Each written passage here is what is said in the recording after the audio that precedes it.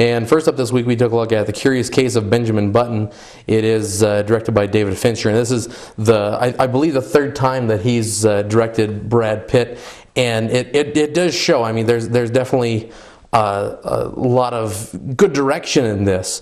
It is, of course, the story of Benjamin Button, who is born a man in his 80s, a small child, but he has arthritis and can't hear, and he has glaucoma and things like that, and he ages in reverse. The person who wrote this was also responsible for Forrest Gump, and there's a lot of similarities between the two stories. Well, yeah, and especially in the beginning when Benjamin is essentially a young boy in an old man's body.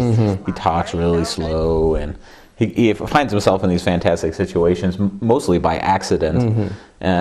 And yeah, it's sort of the lovable idiot kind of for the first half. I mean, once he progresses into midlife, it's not quite as pronounced. No. But my main objection with the movie is that there's a sense of inevitability with a plot.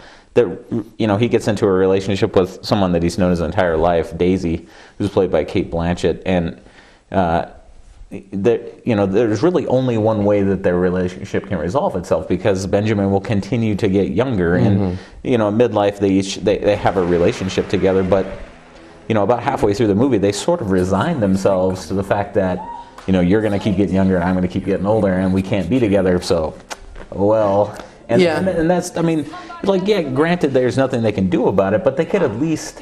There's nothing dramatic about just resigning yourself. No, and there's no fight for what they have. Exactly. I mean, they really do. And there's certain things that I don't want to spoil a lot of what happens in it, but there's nothing that really, to me, said that these two characters should be together forever. Well, it's clear that they wanted to be, but they didn't want to be desperately, They didn't.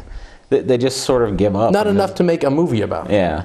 And the movie does progress very slowly. It's very dull, really. I mean, the direction by Fincher is great. He's a wonderful visual director, although he doesn't have a lot of his trademark kind of odd camera moves that he had in a lot of his other ones, but so it's a good movie to look at, and it's well acted. I think Brad Pitt probably is his best performance, and especially in the beginning where he's basically been replaced by a digital version of himself. So I mean, it's a good movie to look at. It's just that sense of inevitability and that they resign themselves to it. The characters, it really didn't work for me. So I mean, while I thought it more enjoyable than a lot of movies I've seen this holiday, I'm going to say skip it. And I'm going to say see it. We'll be right back.